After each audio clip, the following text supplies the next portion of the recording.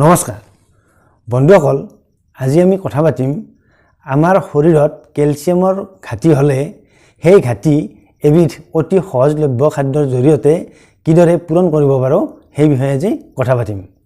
আমি সকলোৱে জানো যে আমাৰ বোন হেলথৰ বাবে কেলছিয়ামৰ অতি প্ৰয়োজন, কিন্তু আমাৰ বয়স যেতিয়া 50ৰ দেওনা পাৰ হয় তেতিয়া লাহে লাহে আমাৰ শৰীৰত কেলছিয়ামৰ অভাৱ ঘটিবলৈ আৰম্ভ কৰে আৰু এনেদৰে কেলছিয়ামৰ অভাৱত আমাৰ হাড়বোৰৰ ডেন্সিটি কমিবলৈ ধৰে আৰু তেতিয়া আমাৰ মাংসপেশীৰ বিষ, বিভিন্ন গাঁঠিবোৰৰ বিষ, লগতে হাড়ৰ দুৰ্বলতা এনেধৰণৰ সমস্যাবোৰে দেখা দিবলৈ ধৰে আৰু তেতিয়া নিশ্চিতভাৱে আমি এগৰাকী চিকিৎসকৰ কাষ চাপোঁ আৰু চিকিৎসকগৰাকীয়েও যেতিয়া পৰীক্ষা নিৰীক্ষা কৰাৰ পাছত আমাৰ শৰীৰত কেলছিয়ামৰ অভাৱ ঘটাৰ ফলত এনেধৰণৰ সমস্যাবোৰ দেখা দিয়া বুলি নিশ্চিত হয়, তেতিয়া চিকিৎসকে আমাক কেলছিয়াম টেবলেট সেৱন কৰিবলৈ দিয়ে আৰু এনেদৰে কেলছিয়ামৰ টেবলেট সেৱন কৰি আমি এমাহ বা দুমাহৰ ভিতৰত আমাৰ এনেবোৰ সমস্যা আমি কমাব পাৰোঁ বা আমাৰ ভাল হৈ উঠে। কিন্তু আমি এনেদৰে টেবলেট সেৱন নকৰাকৈও আমি এবিধ অতি সহজলভ্য খাদ্যৰ জৰিয়তে আমি আমাৰ শৰীৰত ঘটা এনেদৰে কেলছিয়ামৰ অভাৱ আমি অতি সহজে দূৰ কৰিব পাৰোঁ আৰু এই সহজলভ্য খাদ্যবিধ হৈছে তিল। তিল সাধাৰণতে দুবিধ, এবিধ হৈছে বগা তিল আৰু আনবিধ হৈছে ক'লা তিল। আমি অৱশ্যে এই ক্ষেত্ৰত ক'লা তিলবিধতকৈ আমি বগা তিলবিধ আমি বাছি ল'ব পাৰোঁ, কিয়নো বগা তিলবিধ খাবলৈ আচলতে ভাল ক'লা তিলবিধতকৈ। সেইবাবে আমি যদি বজাৰৰ পৰা 50 গ্ৰাম বা 100 গ্ৰাম তিল কিনি আনি সেই তিলখিনি আমি ভালদৰে ধুই লৈ ৰ'দত শুকুৱাই অলপ আমি আধা ভজা কৰি এটা পাত্ৰত থৈ দিওঁ। মই আনিছোঁ বজাৰৰ পৰা এই বগা তিলবিধ আনিছোঁ 50 গ্ৰাম, আনি এই এনেদৰে আমি ধুই আধা ভজা কৰি এই পাত্ৰটোত থৈ দিছোঁ।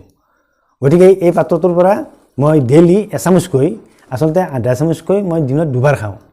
গতিকে এনেদৰে মই তিল নিয়মিতভাৱে সেৱন কৰি থাকোঁ। গতিকে এনেদৰে যদি আমি এই তিলবিধ এটা পাত্ৰত আধা ভজা কৰি থৈ দিওঁ আৰু সেই পাত্ৰটোৰ পৰা আমি ভাত খোৱাৰ পাছত বা কিবা খাদ্য খোৱাৰ পাছত আমি মুখ শুদ্ধি হিচাপে যদি আধা চামুচ তিল লৈ আমি চোবাই খাওঁ, তেতিয়া আমাৰ মুখখনো ভাল লাগি থাকে আৰু খাবলৈ তিলবিধ সোৱাদযুক্ত হয়।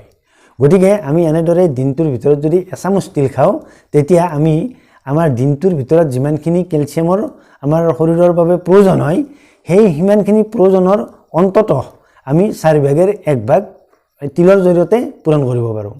আৰু এনেদৰে যদি আমি তিল সেৱন কৰি আমাৰ কেলছিয়ামৰ প্ৰয়োজনৰ 4/1 আমি এনেদৰে পূৰণ কৰিব পাৰোঁ, তেনেহ'লে আমি নিশ্চিতভাৱে আমাৰ শৰীৰত এনেদৰে কেলছিয়ামৰ ঘাটি নোহোৱাকৈ ৰাখিব পাৰোঁ বা কেলছিয়ামৰ ঘাটি হ'লেও আমি অতি সহজে সেই ঘাটি পূৰণ কৰিব পাৰোঁ।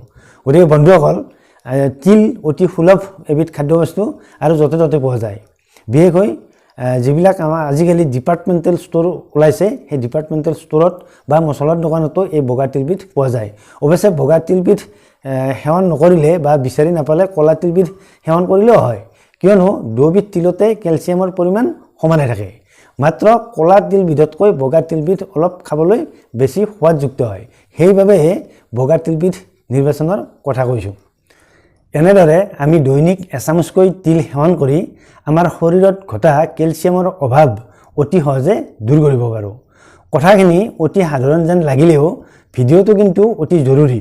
আপোনালোকে ভিডিঅ'টি শ্বেয়াৰ কৰিব বুলি আশা কৰিলোঁ। ধন্যবাদ।